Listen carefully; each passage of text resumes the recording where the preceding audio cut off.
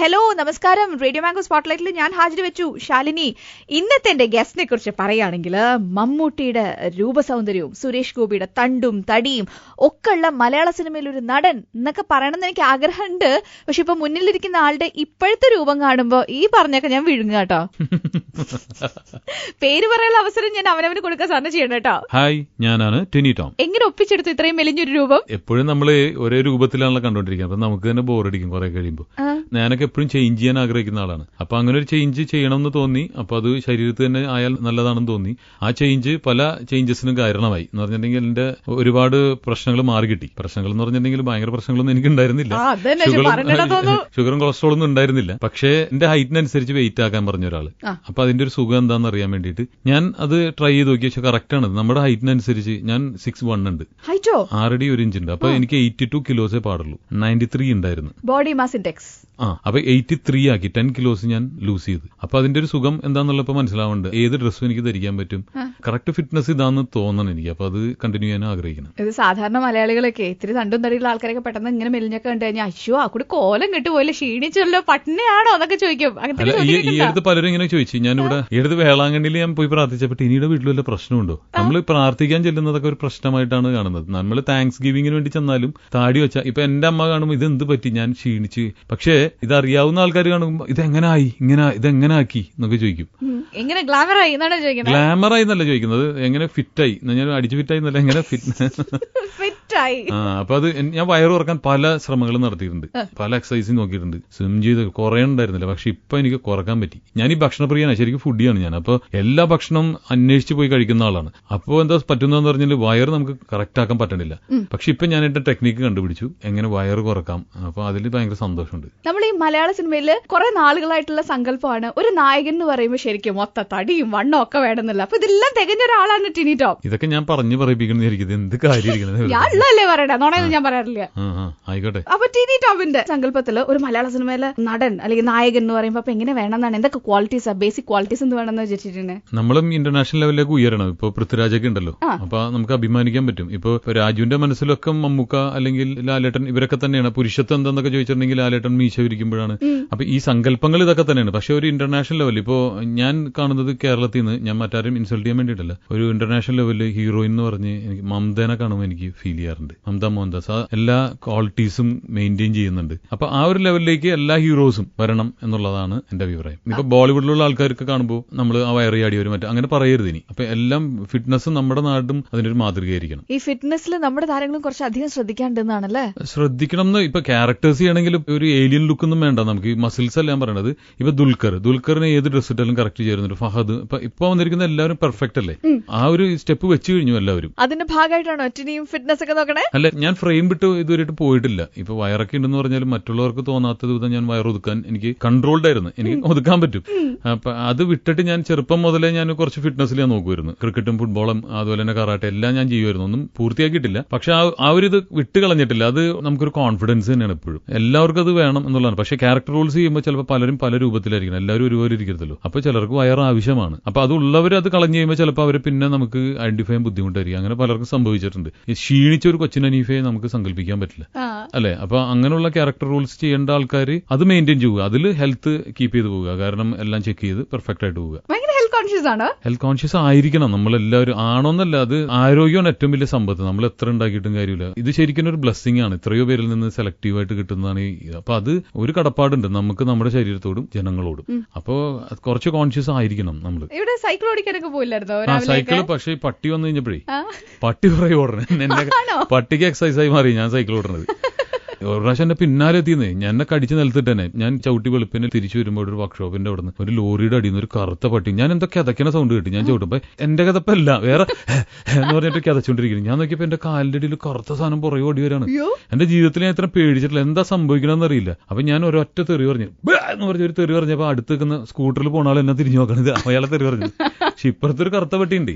എന്നിട്ട് എന്തോ ഭാഗ്യത്തിന് ദൈവത്തിന് വിളിച്ച് അത് ഇടക്ക് വെച്ച് നിന്ന് അങ്ങോട്ട് പോയി തിരിഞ്ഞു. അല്ലെങ്കിൽ ഞാൻ ശരിക്കും ചവിട്ടി. ഞാൻ അങ്ങനെ ജീവിതത്തിൽ ചവിട്ടിയിട്ടില്ല. പിന്നെ ഭയം ഉള്ളിലുണ്ടെങ്കിൽ എന്നെ പട്ടി കടിച്ചിട്ടുള്ളതാണ്. പക്ഷെ ഇത് ഞാൻ ശരിക്കും പേടിച്ചു. കാരണം അപ്പൊ ഒരു കൊച്ചു കുഞ്ഞിനെ കടിക്കുമ്പോഴുള്ള അവസ്ഥ എന്തായിരിക്കും നിലത്ത് കിടന്ന്. അപ്പൊ എനിക്ക് അവരുടെ മാനസികാവസ്ഥ എനിക്ക് മനസ്സിലാക്കാൻ സാധിച്ചു. നമ്മൾ കാറിൽ പോകുമ്പോൾ നമുക്കറിയില്ല എന്തായിരിക്കും സാധാരണക്കാരുടെ അവസ്ഥയെന്ന്. അപ്പൊ അത് മനസ്സിലാക്കിയത് കൊണ്ട് ഞാൻ പിന്നെ പുറത്ത് ഞാൻ ചവിട്ടാൻ പോകുന്നില്ല വെളുപ്പിനെ.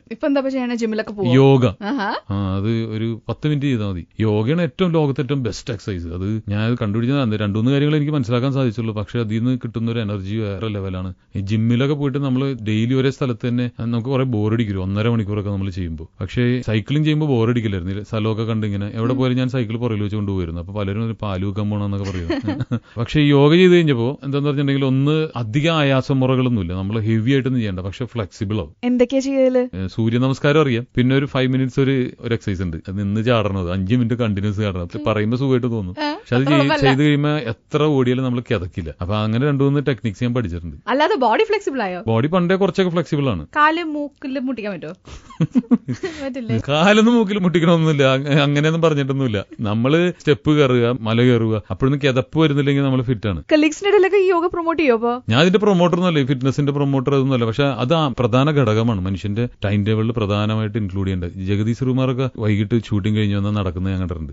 ഫുൾ ടൈം നടന്ന് അപ്പൊ പിറ്റേ ദിവസം അത് എല്ലാ ലെവലിലും പുള്ളിക്ക് എനർജിയാണത്. കണ്ടിന്യൂസ് ആയിട്ട് അത് ചെയ്യണം എന്നുള്ളതാണ് പറയുന്നത്. ഇത് പെട്ടെന്നുള്ള ആവേശമൊന്നുമല്ലല്ലോ, കണ്ടിന്യൂസ് അല്ല. ഞാൻ ഇത് ചെയ്യുന്നത് എത്രയോ നാളുകളായിട്ട് എല്ലാവർക്കും അറിയാവുന്നതാണ്. ഞാൻ മിമിക്രി ആയി പോയി എന്നുള്ള ഒരു ഇതുകൊണ്ട് നിങ്ങൾക്ക് തോന്നുന്നത് ഞാൻ മടിയനാന്നൊക്കെ ആയിരിക്കും നിങ്ങൾ വിചാരിക്കുന്നത്. എന്റെ ഫിറ്റ്നസ് ആയിട്ട് ഞാൻ പെർഫെക്റ്റ് ആയിട്ട് എനിക്കത് ഇഷ്ടമാണത്. ഓക്കെ, ഒരുപാട് സ്റ്റേജ് ഷോസ് ഒക്കെ ചെയ്യുന്ന ആളല്ലേ, എപ്പോഴെങ്കിലൊക്കെ ലൈവായിട്ട് സ്റ്റേജിൽ നിൽക്കുമ്പോൾ നമ്മൾ ഈ പറയുന്ന കാര്യങ്ങൾ കൈവിട്ടു പോവുകയൊക്കെ ചെയ്യൂലേ, അങ്ങനെയൊക്കെ സംഭവിച്ചിട്ടുണ്ടോ? എനിക്ക് എപ്പോഴും കിട്ടും, വായിന്ന് പെട്ടെന്ന് ദ്വയാർത്ഥം വരും. അപ്പൊ അത് ഞാൻ തന്നെ എന്നിട്ട് നിന്നിച്ചിരിക്കും. അപ്പൊ മറ്റുള്ളവർ അന്തിച്ച് കണ്ടിട്ട് എന്റെ കൂടെയുള്ളവർ അന്തിച്ച് കണ്ടിട്ട് പലതും ചോദിച്ചിട്ടുണ്ട്. അപ്പൊ ഈ അങ്ങനെ പല സംഭവത്തും പറഞ്ഞിട്ടുണ്ട്. അറിയാണ്ട് പറഞ്ഞുകൊണ്ടാണത്. നമ്മൾ ആ സമയത്ത് ആ ടൈമിങ്ങിന്റെ ഒരു സുഖത്തിന് വേണ്ടിയിട്ട് പെട്ടെന്ന് പറഞ്ഞു പോകും.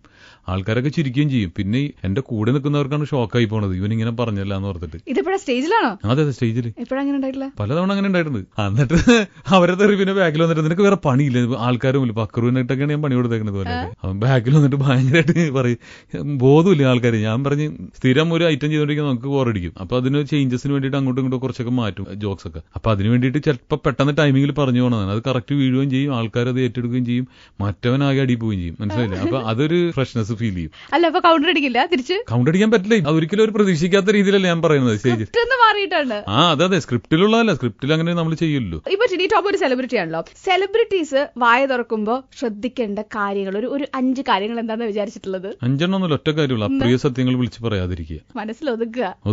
അങ്ങനെ ടിനി ടോം ഒതുക്കിയിട്ടുണ്ടോ? അത് നമ്മൾ ഒതുക്കണം. എല്ലാത്തിനും ഒരു ലിമിറ്റ്സും സെൻസറിങ്ങും ഒക്കെ ഉണ്ട്. അപ്പൊ അതുകൊണ്ട് ഞാനത് ഒതുക്കാറുണ്ട്. മറ്റുള്ളവർ വേദനിപ്പിക്കുന്ന ഒരു കോമഡി ഞാൻ പറയാറില്ല ഒരിക്കലും. അത് തോന്നിയാൽ തന്നെ ഞാൻ പറയാറില്ല. അത് ഒരാളെ മനസ്സ് വിഷമിപ്പിച്ച് കഴിഞ്ഞിട്ടുണ്ടെങ്കിൽ അത് ഭയങ്കര ദ്രോഹമാണ് ചെയ്യുന്നത്. ഒരാളുടെ ജോലിയുമായി ബന്ധപ്പെട്ടിട്ട് നിങ്ങൾക്ക് പണിയൊന്നുമില്ല എന്ന് ചോദിക്കുന്നത് അയാളെ കൊല്ലുന്നതിന് തുല്യമാണ്. അപ്പൊ അങ്ങനെയുള്ള ഇതില്ല. പക്ഷെ ചില സമയത്ത് നമ്മൾ പറഞ്ഞെങ്കിലും അപ്പൊ തന്നെ സോറി എന്ന് പറയും. അങ്ങനെ പറഞ്ഞു പോയിട്ടുണ്ടെങ്കിൽ തന്നെ ചിലത് ടൈമിങ്ങിൽ നമ്മൾ പറയാൻ വേണ്ടിയിട്ട് അതെന്ന് പറയും. അത് പിന്നെ നമുക്ക് കിട്ടില്ല ടൈമിങ്. അപ്പൊ അതുപോലുള്ള ഇൻസൾട്ടിങ് കോമഡിയോട് എനിക്ക് താല്പര്യമില്ല. അല്ലാതെ നമ്മൾ എന്ത് വേണമെങ്കിലും പറയാൻ ചിരിക്കാം. ചില ആൾക്കാരുടെ രൂപം കണ്ടാൽ ഞാൻ വെറുതെ ഇരുന്ന് ഇരിക്കാറുണ്ട്. അവർ കാണാതെ ഇരുന്നാണ് ഇരിക്കുന്നത്. അവർ കണ്ടാൽ അത് അവർ ഇൻസൾട്ട് ചെയ്യാൻ തോന്നില്ലേ. അപ്പൊ അങ്ങനെ ഞാൻ എൻജോയ് ചെയ്യാറുണ്ട്. പ്രശസ്തരായവര് പറയേണ്ടാത്ത കാര്യങ്ങൾ പറയാൻ പാടില്ലാത്ത സ്ഥലങ്ങളിൽ പറയുമ്പോഴാണ് 9 മണി ചർച്ചയ്ക്ക് മിക്കവാറും വിഷയങ്ങൾ ഉണ്ടാവുന്നത്. സംഭവിച്ചോ? ചോദിക്കട്ടെ, പേടിയുണ്ടോ ശരിക്കും ഈ 9 മണി ചർച്ചേനെ? അല്ല, ശരിക്കും പറഞ്ഞാല് ഇപ്പൊ മലയാളികളൊക്കെ ചിരിക്കുന്നത് നമ്മളെ കണ്ടിട്ടാണ്. പക്ഷെ ഞങ്ങളൊക്കെ ചിരിക്കുന്നത് ഈ സന്ധ്യാ ചർച്ചകൾ കണ്ടിട്ടാണ്. കാരണം ഇപ്പോഴും ഇതൊക്കെ തന്നെ വിഷയങ്ങൾ ഒരുപാട് നാളായിട്ട് നമ്മൾ കാണുന്ന അതേ വിഷയങ്ങൾ തന്നെ എടുത്ത് ചർച്ച നടത്തുകയാണ്. പക്ഷേ നമ്മൾ ഇന്റർനാഷണലുള്ള ന്യൂസ് ചാനൽ കണ്ടാൽ ഇനി വരാൻ പോകുന്ന ഡെവലപ്മെന്റ്സിനെ കുറിച്ചാണ് അവർ ചർച്ച ചെയ്യുന്നത്. അടുത്ത 5 വർഷത്തെ ഇവിടെ ഇപ്പോഴും ഇതൊക്കെ തന്നെയാണ്. അല്ലാതെ ഇനി എന്ത് അങ്ങനത്തെ ഒരു ഇതല്ല. ചർച്ചകൾ തന്നെ എത്രയോ waste of electricity, waste of energy, waste of നമ്മുടെ ബുദ്ധി എല്ലാം. പക്ഷെ ഇതിനൊന്നും ഞാൻ എതിർത്ത് പറയുന്നതല്ല കേട്ടോ. ഇതെല്ലാം കാണണം. ഞാൻ എന്റെ മക്കളോടും കാണാനാണ് പറയുന്നത്. എന്താണ് നാട്ടിൽ സംഭവിക്കുന്നതെന്ന് അറിയണമെങ്കിൽ നമുക്ക് കിട്ടാനുള്ള റോ മെറ്റീരിയലും കിട്ടുന്നത് അവിടെ നിന്നാണ്. എവിടെ നിന്ന് ഈ കോമഡിയൊക്കെ കിട്ടണമെങ്കിൽ ഇത് കണ്ടേ തീരുള്ളൂ. അപ്പോൾ അതൊരിക്കലും നമ്മൾ സെൻസർ ചെയ്യേണ്ട ആവശ്യമില്ല. ലോകത്ത് സംഭവിക്കുന്നത് ഇവിടെ മാത്രമാണ്. ഈ സന്ധ്യാ ചർച്ച എത്രയോ നേരമാണ് കറണ്ട് നമ്മൾ കളയുന്നത് അല്ലേ?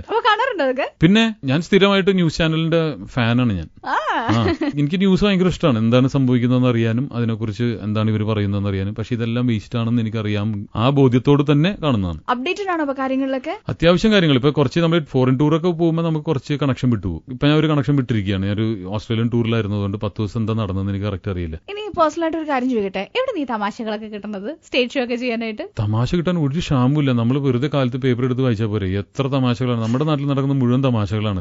അത് ആ തമാശയുടെ കണ്ണിലൂടെ നോക്കുകയാണെങ്കിൽ എല്ലാം ഇത് തന്നെയാണ്. ഞാൻ പറഞ്ഞില്ലേ, ഇപ്പൊ ഈ മുഹമ്മദ് അലിയെ പോലുള്ള ആളെ മലയാളിയാക്കുകയും അദ്ദേഹത്തിന്റെ ഭാര്യക്ക് പെൻഷൻ കൊടുക്കാമെന്നും മകൾക്ക് ജോലി കൊടുക്കാമെന്നുള്ളതൊക്കെ ഒരു സറ്റാർ ഉണ്ടാകുന്ന നമ്മുടെ കേരളത്തിലെ ബുദ്ധിമാന്മാരുണ്ടാക്കുന്നതല്ലേ ഏറ്റവും വാട്സ്ആപ്പ് കോമഡി. അപ്പൊ നമുക്ക് കിട്ടേണ്ട ഏറ്റവും വലിയ റോ മെറ്റീരിയൽസ് നമ്മുടെ ഉള്ളവർ ഉണ്ടാക്കി തരുമ്പോ തമാശക്ക് എന്തിനാ ക്ഷാമം? ശരി, ഇത്രയും തമാശയൊക്കെ ചെയ്യുന്ന ആളാണ്, ഇത്രയും തമാശയൊക്കെ ഫോളോ ചെയ്യുന്ന ആളാണ്, മനസ്സിലാവുന്ന ആളുമാണ്. അപ്പൊ ഈ ICUന്റെ തമാശയൊക്കെ കാണാറുണ്ട് ഈ വാട്സാപ്പിലൊക്കെ വരുന്നത്? വാട്സാപ്പിലുള്ള എനിക്ക് അത്ര എല്ലാം കൂടെ അങ്ങോട്ട് ദഹിക്കാറൊന്നുമില്ല. ചിലർ ഭയങ്കര ഇതായിട്ട് ഉണ്ടാക്കും. അത് എങ്ങനെ ഉമ്മാർ ഉണ്ടാക്കുന്നു അറിയില്ല. ഹ്യൂമർ സെൻസ് ലോകത്തെ ഏറ്റവും കൂടുതൽ മലയാളികൾക്ക്. നമുക്കൊരു കോമ്പറ്റീഷൻ ആണെന്ന് തോന്നിയിട്ടുണ്ടോ? കാരണം നമ്മളുടെ ജോലിയും തമാശ ഉണ്ടാക്കുക എന്നുള്ളതാണ്. അപ്പൊ ഇത്തരത്തിൽ ഈ ICU പോലുള്ള തമാശകളൊക്കെ വാട്സാപ്പിലൂടെ വരുന്നത് നമുക്ക് ഭയങ്കര കോമ്പറ്റീഷൻ ആണെന്ന് തോന്നിയിട്ടുണ്ടോ? പിന്നെ നമുക്ക് ചിരിപ്പിക്കണമെങ്കിൽ എന്ത് ബുദ്ധിമുട്ടാന്ന് അറിയോ? നമ്മൾ ഒരു പുറം രാജ്യത്തേക്ക് പോകുമ്പോൾ പാട്ടുകാർക്ക് പഴയ പാട്ടുകൾ തന്നെ പാടി അടിച്ചു പൊളിച്ചാൽ മതി, അല്ലെങ്കിൽ ഡാൻസുകാർക്ക് അതേ ഡാൻസ് മതി. നമ്മൾ ചെല്ലുമ്പോൾ യൂട്യൂബിലും ഒന്നിലും കേൾക്കാത്ത ഒരു തമാശയായിരിക്കണം പറയേണ്ടത്. അത് നിസ്സാര പണിയല്ലത്. ഓരോ നിമിഷം നമ്മൾ ഹാർഡ് വർക്ക് ചെയ്തുകൊണ്ടിരിക്കുകയാണ്. അത് എന്ത് ചെയ്യാം, പുതിയതെന്താണ് ഓരോ സെക്കൻഡിലും നമ്മൾ മാറിക്കൊണ്ടിരിക്കണം, അല്ലെങ്കിൽ ആൾക്കാർ എടുക്കില്ല. അപ്പൊ നമ്മൾ അപ്ഡേറ്റ് ചെയ്തുകൊണ്ടിരിക്കണം, ഹോം വർക്ക് ചെയ്യണം. അവർക്ക് നിലനിൽപ്പുള്ളൂ. നമുക്കിതൊരു പാഷൻ ആയിരിക്കണം, ഇഷ്ടം കൂടി തോന്നണം. അപ്പോഴേ നമ്മൾ ഇതിന് അന്വേഷിച്ചുള്ളൂ. ചാലഞ്ചിങ് റോൾസ് ചെയ്യാൻ ഇഷ്ട സിനിമയിലൊക്കെ? അതെ. ശരി, അങ്ങനെയാണെങ്കിൽ ഞാനൊരു 4 റോൾസ് പറയാം. ഇതിൽ ആദ്യം ഏത് പിക്ക് ചെയ്യും എന്ന് പറയണം. ചതിയൻ, പ്രേതം, ഗേ ആയിട്ടാണോ അതോ 6 പാക്ക് ഉള്ള മസിൽമാൻ ആയിട്ടായിരിക്കും? ഗേ. അതായിരിക്കും ആദ്യം. എനിക്ക് ഗേ ചെയ്യാൻ ഭയങ്കര ഇഷ്ടമാണ്. എന്റെ സ്ത്രൈണത കണ്ടു കഴിഞ്ഞിട്ടുണ്ടെങ്കിൽ നിങ്ങൾ പോലും ഞെട്ടിപ്പോയി. എന്നെ പോലെ രൂപമുള്ള ഒരാള് സ്ത്രൈണ ഞാൻ ഫീമെയിൽ ചെയ്തിട്ടുണ്ട്. ഞാൻ മിമിക്രിയിലെ സ്ത്രീവേഷം കിട്ടിയിട്ടുണ്ടോ? കിട്ടിയിട്ടുണ്ട്. അതാണ് കൂടുതൽ കംഫർട്ടബിൾ. അപ്പൊ സ്ത്രീവേഷമല്ല, അതെനിക്ക് ചെയ്യാൻ ഇഷ്ടമാണെന്നാ പറഞ്ഞത്. ആരും ചെയ്യിപ്പിക്കൂല എന്നെ കൊണ്ട്. എന്താ ഡയലോഗിലൂടെ ഇത്തിരി സ്ത്രൈണത കാണിച്ചേ? അതിപ്പോ ഇവിടത്തെ സ്റ്റൈൽ എന്ന് പറഞ്ഞാൽ വേറെയാണ്. പക്ഷെ പുറത്ത് ചെല്ലുമ്പോ എപ്പോഴും അവരെ കൈയെടുക്കുന്നതും സംസാരിക്കുന്നതും നോക്കുന്നതും കൈയൊക്കെ പിന്നെ അതാണ്. അപ്പൊ അതിലേക്ക് ഞാൻ പെട്ടെന്ന് വരും. അതാണ് അതുകൊണ്ടല്ല ഈ രൂപം കൊണ്ടും ഈ താടിയൊക്കെ വെച്ചിട്ട് ഇവിടെ ഇരുന്നിട്ട് അവര് തീപ്പെട്ടിയൊക്കെ കത്തിക്കും. നമ്മളൊക്കെ ആണുങ്ങൾ ശരിക്കും ഇങ്ങനെ കത്തിക്കുന്നത്, ഇവര് ഇങ്ങനെ കത്തിക്കുള്ളൂ. പിന്നെ മുള്ളെടുക്കുന്നത് ഇങ്ങനെയാണ്, ഇങ്ങനെയൊക്കെ എടുക്കും. അപ്പൊ അതെനിക്ക് ഭയങ്കര, എനിക്ക് ശരിക്കും ശരീരത്തിൽ വഴങ്ങും. അത് ശരീരഭാഷയാണ്. അതെ ഇമ്പോർട്ടന്റ്. എനിക്ക് അങ്ങനത്തെ ഒരു റോള് വന്നത്, പക്ഷെ അത് നടന്നില്ല. വലിയ സങ്കടം ഉണ്ട് അല്ലേ? അതെ. ഇത് കേട്ടിട്ടെങ്കിലും ആരെങ്കിലും കൊണ്ടുവരട്ടെ. ഉറപ്പായിട്ടും. നമ്പർ 2, കുടിക്കാൻ ഇഷ്ടം ഹോട്ട് ആണോ കോൾഡ് ആണോ? കോൾഡ്. വെള്ളമാണോ സോഡയാണോ? സോഡ. ഇഷ്ടമുള്ള ലെറ്റർ A ആണോ U ആണോ? A. കാണാൻ ഇഷ്ടം A ആണോ U ആണോ? AU. ഒരെണ്ണം പറ. സെൻസറിംഗില് കാണാൻ ഇഷ്ടം A ആണോ U ആണോ എന്ന് ഞാൻ ചോദിച്ചില്ല. AU ചോദിച്ചില്ല. ചെറുപ്പത്തിലെ കാണാൻ A ആയിരുന്നു ഇഷ്ടം. ഇപ്പൊ കുറച്ച് ഫാമിലിയൊക്കെ ആയതുകൊണ്ട് U എന്ന് പറയുള്ളൂ. പിന്നെ അത് മാത്രമല്ല, ഒരു സെലിബ്രിറ്റി കൂടി ആയ സ്ഥിതിക്ക് U പറയുന്നതാണ് ബുദ്ധി. അതെ. ശരി, വാട്സാപ്പ് ഉപയോഗിക്കുന്നില്ലേ? പിന്നെ വാട്സാപ്പില് എണ്ണത്തില് കൂടുതൽ മെയിൽ ആണോ ഫീമെയിൽ ആണോ? അത് എല്ലാം ഇപ്പൊ ഫോൺ നമ്പേഴ്സും വാട്സാപ്പ് കണക്റ്റഡ് അല്ലേ? അപ്പൊ അതുകൊണ്ട് നമ്പേഴ്സ് ഇത് എല്ലാം ഈക്വൽ ആയിരിക്കും തോന്നുന്നത്. ഏകദേശം ഒരേപോലെയൊക്കെ തന്നെ ആയിരിക്കും. പെണ്ണുങ്ങൾ എനിക്ക് എത്ര ഉണ്ടെന്ന് അറിയില്ല. ചാറ്റ് കൂടുതലും മെയിൽ ആണോ ഫീമെയിൽ ആണോ? ചാറ്റ് നമുക്ക് ഇഷ്ടമുള്ളത് ഫീമെയിൽ ആയിട്ടായിരിക്കും. ആണുങ്ങൾ പറഞ്ഞാൽ ഓക്കെന്നും പറഞ്ഞു വെക്കും. പിന്നെ പെണ്ണിന്റെ ഒരു മെസ്സേജ് വരുമ്പോ നമ്മളെ അപ്രീഷിയേറ്റ് ചെയ്ത് അങ്ങനെ, അപ്പൊ അത് നമുക്ക് സന്തോഷം തരാറുണ്ട്. അത് എപ്പോഴും നമ്മള് ഇത് ഇഷ്ടപ്പെട്ടു എന്ന് പറയുമ്പോൾ, ഒരു പെണ്ണ് പറയുമ്പോഴായിരിക്കും കൂടുതൽ സന്തോഷം. അത് ഞാൻ മറച്ചു വെക്കുന്നില്ല. ഈ ഒറ്റ വാക്യത്തിൽ പറഞ്ഞാൽ മതി. വൈഫിന്റെ പേര് രൂപ അല്ലെ? രൂപ തനി സ്വരൂപം എടുക്കുന്നത് ടിനി ടോമിന്റെ ഏത് രൂപം കാണുമ്പോഴാണ്? ഈ ഒരു മെസ്സേജ് വന്നാൽ മതിയല്ലോ ഒരു പെണ്ണിന്റെ, അപ്പൊ മാത്രമേ അവളുടെ സ്വഭാവം മുഖം മാറാറുള്ളൂ. ബാക്കി എന്ത് ആണെങ്കിലും അവർക്ക് പ്രോബ്ലം ഇല്ല. എന്ത് രൂപം എടുക്കണേ? വിശ്വരൂപമാണോ? വിശ്വരൂപമല്ല, ആ മുഖം കണ്ടു കഴിഞ്ഞിട്ടുണ്ടെങ്കിൽ നമ്മൾ മൂഡ് ഓഫ് ആയി പോകും.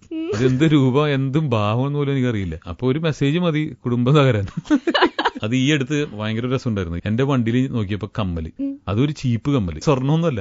എന്താന്ന് എനിക്ക് പിടുത്തം കിട്ടുന്നില്ല. എന്റെ വണ്ടിയിൽ ഒരു പെണ്ണിനെ കേട്ടിട്ടില്ലാന്ന് എനിക്ക് സത്യസന്ധമായിട്ട് അറിയാം. വൈഫ് ഇങ്ങനെ നോക്കുന്നു, ഞാൻ വെള്ളമൊക്കെ ഇറക്കുന്നുണ്ട്, ഒന്നും പറയാൻ പറ്റുന്നില്ല എന്താന്നുള്ളത്. പക്ഷെ അവള് തന്നെ അതിന് ഉത്തരം കണ്ടുപിടിച്ച് ഇന്ന് സർവീസ് ചെയ്യാൻ വണ്ടി കൊടുത്താന്ന് ചോദിച്ചു. ഞാൻ പറഞ്ഞു ആരാ കൊണ്ടുപോയത്? പറഞ്ഞ് ശിവൻ എന്ന് പറഞ്ഞാൽ നമ്മുടെ വണ്ടി ഓടിക്കുന്ന ഒരാളുണ്ട്. ആ പുള്ളിനൊന്ന് വിളിച്ചു നോക്കി, വൈഫിനെ എവിടെയെങ്കിലും കൊണ്ട് ആക്കിയെന്ന് വിളിച്ചു നോക്കിയപ്പോ ഭാഗ്യം അവള് തന്നെ പറഞ്ഞു ഐഡിയ ഉണ്ടാ. ഞാൻ വിളിച്ചപ്പോ ആ വൈഫിനെയും കൊച്ചിനെയും കൂടി ഞാൻ കൊണ്ടുപോയി. അപ്പൊ കൊച്ചിന്റെ കമ്മലാണത്. അങ്ങനെ ഞാൻ വലിയൊരു ദുരന്തത്തിന് രക്ഷപ്പെട്ടു. അവള് തന്നെ രക്ഷപ്പെടുത്തിയത്.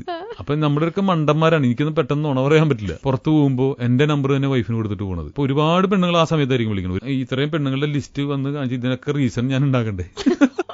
ഇവള് വിളിച്ചത് അത് ഇതെങ്ങനെയായിരിക്കും, മറ്റേത് അത് സീത, അത് മറ്റേ ചാനലിൽ നിന്നായിരിക്കും, മറ്റേത് ഇത് ഇതൊക്കെ പറഞ്ഞ് മനസ്സിലാക്കി കഴിയുമ്പോൾ ഞാൻ തളരും. മനസ്സിലായില്ലേ? ഒരു ദുരന്തം എപ്പോ വേണമെങ്കിലും നമ്മുടെ ഇടയിൽ സംഭവിക്കാം. ഒരു വെള്ള ഷർട്ട് ഇട്ടിട്ട് അതിന്റെ അകത്ത് ഒരു ഇത്തിരി അച്ചാറ് വീണാ പോരെ, തീർന്നല്ലോ. ആ ഷർട്ട് എടുത്ത് കളയേണ്ടി വരില്ലേ? നല്ല അനുഭവത്തിൽ പറയണല്ലോ. നമ്മള് അനുഭവങ്ങളാണല്ലോ നമ്മൾ അഭിനയിക്കാൻ പഠിപ്പിക്കുന്നത്. നമ്മുടെ സ്വന്തം അനുഭവമല്ല, പല അനുഭവങ്ങളും നമ്മൾ കാണുന്നുണ്ട്. ഒബ്സർവേഷന്റെ ഭാഗമല്ലേ ഇതൊക്കെ. സ്വന്തമായിട്ട് അങ്ങനെ അനുഭവങ്ങളില്ല. അത് അറിയാവും നിങ്ങൾക്ക് തന്നെ. എന്റെ ഒരു റൗണ്ടിലൊക്കെ ചോദിച്ചറിയാൻ പറ്റും നമ്മളെ കുറിച്ചൊക്കെ. നല്ല അഭിപ്രായം.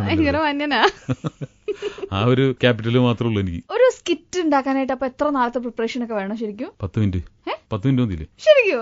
ഉണ്ട്. അതിന്റെ പറ്റുന്ന ഒരു 4 പേരുണ്ടെങ്കിൽ, 4 ബുദ്ധിമാരന്മാരായ ആൾക്കാരുണ്ടെങ്കിൽ, ഈ ഓരോ റിയാലിറ്റി ഷോനൊക്കെ പൊന്മുട്ടയിടുന്ന താറാവിനാണ് ഞെക്കി കൊല്ലുന്നത്. നാളെ ഷൂട്ടിംഗ് ആണ്, 10 സ്കിറ്റ് വേണമെന്ന് പറയുമ്പോൾ ഈ പിള്ളേർ കഷ്ടപ്പെട്ട് ഇരുന്നുണ്ടാക്കുകയാണ്. അപ്പൊ ചിലപ്പോൾ വളിച്ചു പോകും. അപ്പോഴാണ് അവർ കുറ്റം പറയുന്നത് ഇതൊക്കെ വളിച്ച കോമഡിയാണെന്ന്. പക്ഷെ ആ ഉണ്ടാക്കുന്നത് പോലും വളരെ കഷ്ടപ്പെട്ടാണ് ഈ പുതിയ പിള്ളേർ ഉണ്ടാക്കുന്നത്. അത്രയൊന്നും ഞാൻ കഷ്ടപ്പാട് സഹിച്ചിട്ടില്ല. നമുക്ക് ടൈമിംഗ് ഉണ്ടായിരുന്നു, ഒരാഴ്ചത്തെ പീരീഡ്, അല്ലെങ്കിൽ 1 മാസം കൊണ്ട് ഒരു സ്റ്റേജ് ഷോന്.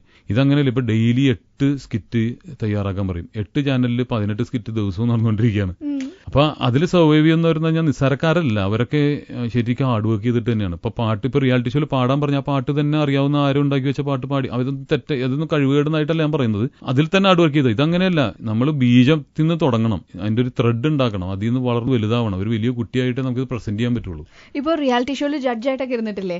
അപ്പൊ അന്ന് കുറെ സ്കിറ്റ്സ് ഓരോരുത്തരായിട്ട് കൊണ്ടുവരൊക്കെ ചെയ്യല്ലോ. അപ്പൊ അതിന് നമുക്ക് ഇൻട്രസ്റ്റ് ഉള്ളതൊക്കെ ചൂണ്ടാറുണ്ടോ? ഇല്ല, ഞാൻ കട്ടെടുക്കാറില്ല കേട്ടോ അങ്ങനെ ഒരു സംഭവം. പക്ഷെ ഞാൻ പഠിക്കാറുണ്ട് അവരിൽ നിന്നും. പിന്നെ ചില കൗണ്ടേഴ്സ് നമുക്ക് ചില സ്ഥലത്ത് കറക്റ്റ് സൂട്ട് ആവുമെന്ന് കണ്ടിട്ടുണ്ടെങ്കിൽ അത് എടുക്കുന്നല്ലാതെ എനിക്ക് അങ്ങനെ തന്നെ ഒരു മോഷ്ടിക്കുമ്പോൾ എനിക്ക് തന്നെ ആ ഒരു കുത്തുണ്ടാവും. ഞാനിപ്പോ എന്ത് ചെയ്താലും ഒരു മിമിക്രിക്കാരൻ ചെയ്തു വെച്ച ഒരു ഫിലിം സ്റ്റാറിനെ ഞാൻ അങ്ങനെ തന്നെ ആ ഡയലോഗ് അങ്ങനെ ഇമിറ്റേറ്റ് ചെയ്യാറില്ല. അതുകൊണ്ടായിരിക്കും ഒരു പക്ഷെ നമ്മൾ നോട്ടബിൾ ആവുന്നത്. അപ്പോൾ എന്റേതായിട്ട് എന്താ ക്രിയേറ്റ് ചെയ്യാൻ പറ്റുന്നത്, ഒരു ആക്ടറെ കണ്ടിട്ടായ അതിൽ നിന്ന് എന്താണ് എന്റെ ഭാഗത്ത് നിന്ന് ചെയ്യാൻ പറ്റുന്നത്, അതാണ് ഞാൻ ചെയ്യാറ്. അല്ലാതെ ഒരാൾ അങ്ങനെ തന്നെ കോപ്പി അടിച്ചിട്ട് ചെയ്യുന്നതിനോട് അത് തെറ്റ് തന്നെയാണ്. അതൊരു മോഷണം, അത് യഥാർത്ഥ മോഷണം. നമ്മൾ ഓൾറെഡി മോഷ്ടിക്കുകയാണ്, ഒരാളുടെ സ്റ്റൈൽ മോഷ്ടിക്കുകയാണ്, മോക്കിംഗ്. അതിന്റെ കൂട്ടത്തിൽ വീണ്ടും ഒരു ഭയങ്കര ഒരു കള്ളനായി തീരേണ്ട, ഒരു ദാവൂദ് ഇബ്രാഹിം ആവരുത്, നശിപ്പിക്കരുത്.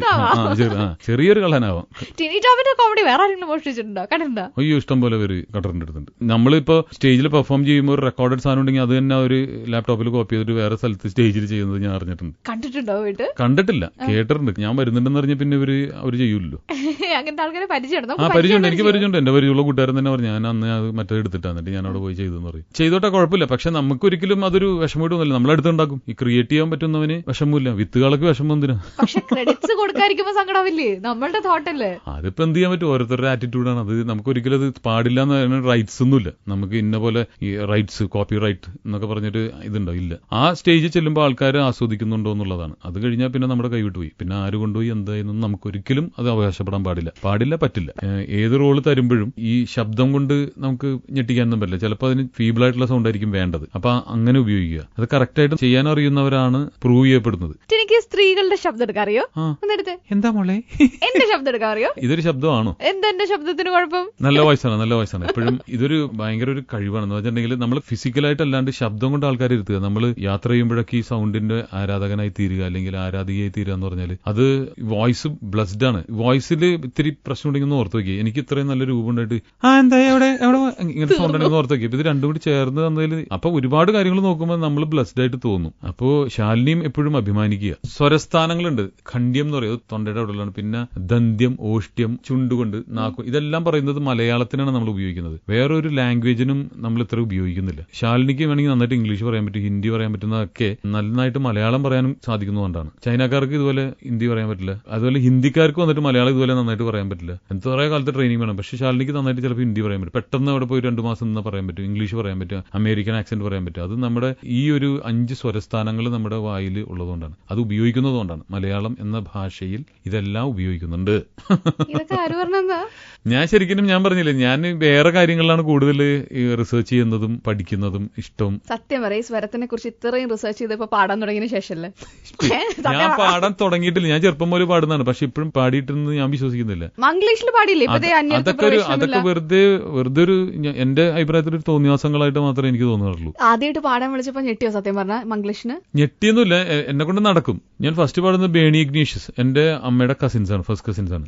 അവരുടെ ഉല്ലാസ പൂങ്കാറ്റ് എന്ന് പറഞ്ഞൊരു ഇതിൽ തിലകന്റെ സൗണ്ടിൽ ഞാൻ പാടിയിരുന്നു. അത് പാടിയെന്നല്ല, പറഞ്ഞു. അതിനുശേഷം പിന്നെ കുറെ നാള് എനിക്ക് എന്റെ ഫ്രണ്ട്സ് ഉണ്ട്, കുറെ സിംഗേഴ്സും ബാൻഡും കാര്യങ്ങളൊക്കെ. അവരുടെ കൂടെ ഒക്കെ നമ്മൾ കുറച്ച് ഇംഗ്ലീഷ് പാട്ടുകൾ അങ്ങനെയുള്ള പരിപാടികളൊക്കെ ഉണ്ട്. പിന്നെ എന്ന് പറഞ്ഞ ഗോപി സുന്ദർ ഇതുപോലെ മംഗ്ലീഷിന് വിളിച്ചപ്പോൾ ഞാൻ പറഞ്ഞു, നന്നാവോ, ഇതൊരു കൊച്ചി ടിപ്പിക്കൽ സംഭവം, മച്ചാൻ വന്നിട്ട് പാടി ശരിയാവും. ഓക്കെ എന്ന് പറഞ്ഞത്. അത് ഓക്കെ, അതന്നെ ഇംഗ്ലീഷോ എന്ന് പറഞ്ഞുള്ള പാട്ട്.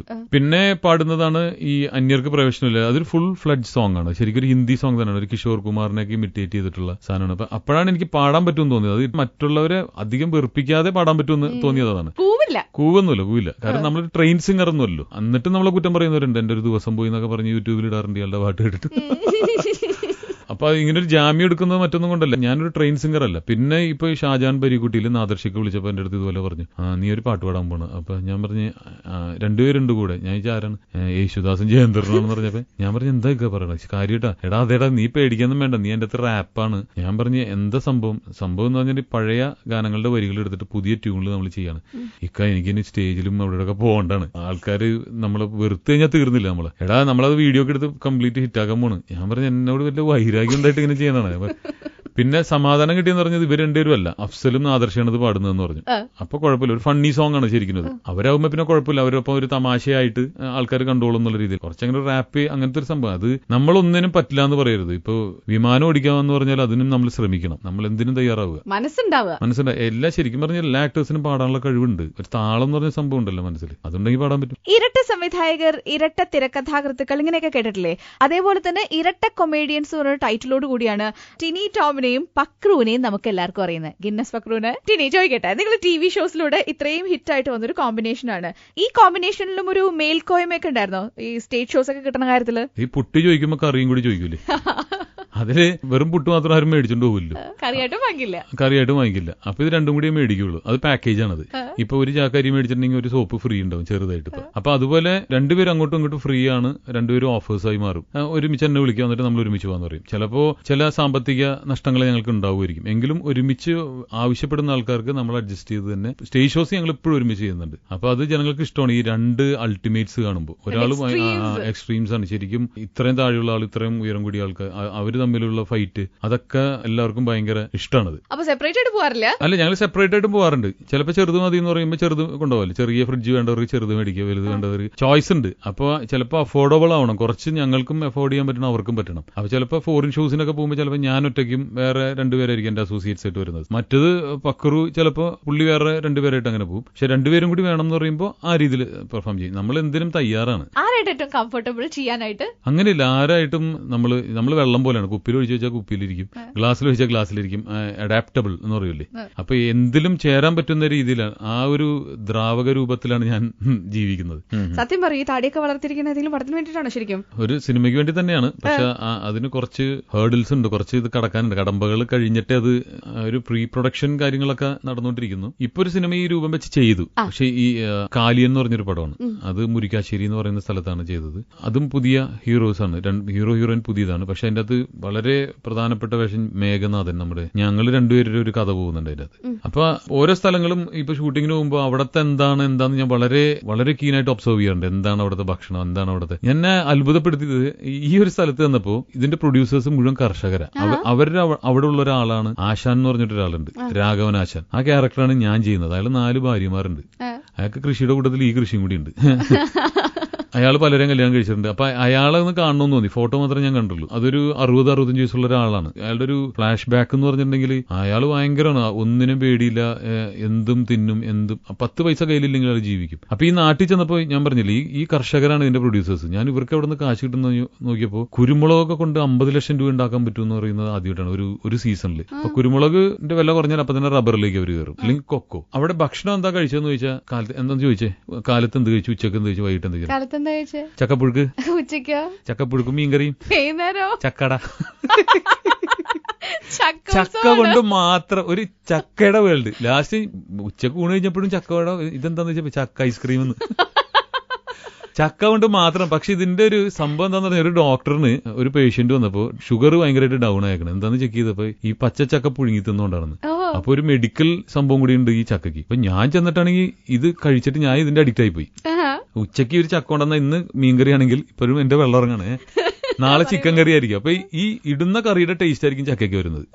അപ്പൊ ചക്ക എന്ന് പറയുന്നത് ചോറ് പോലെയാണ്. അപ്പൊ ഇതിന്റെ അട എന്ന് പറഞ്ഞിട്ടുണ്ടെങ്കിൽ ഇത്രയും ടേസ്റ്റി ആയിട്ടുള്ള ഒരു അട ഞാൻ കഴിച്ചിട്ടില്ല. ഭയങ്കര പൊടി പോലെ ഇങ്ങനെ ഭയങ്കര സോഫ്റ്റും. ഭക്ഷണത്തിന് വേണ്ടി ഇവർക്ക് കാശ് ചെലവാക്കണ്ട, അതിങ്ങനെ ഉണ്ടായിക്കോട്ടെ. ചക്ക വെറുതായിട്ട് ഉണ്ടാവുമല്ലോ. അവിടെയാണെങ്കിൽ എവിടെ നോക്കിയാലും ചക്കയാണ്. ഇത് മടുക്കുന്നില്ല, അവർക്ക് ഇഷ്ടമുണ്ട് താനും. ഇവരുടെ അടുത്ത് ജോലിയും ചോദിക്കരുത്, കഴിച്ചത് എന്താണെന്ന് ചോദിക്കരുത്. എല്ലാവർക്കും ഒറ്റ വാക്കുള്ളൂ, എന്താ ജോലി, കൃഷി.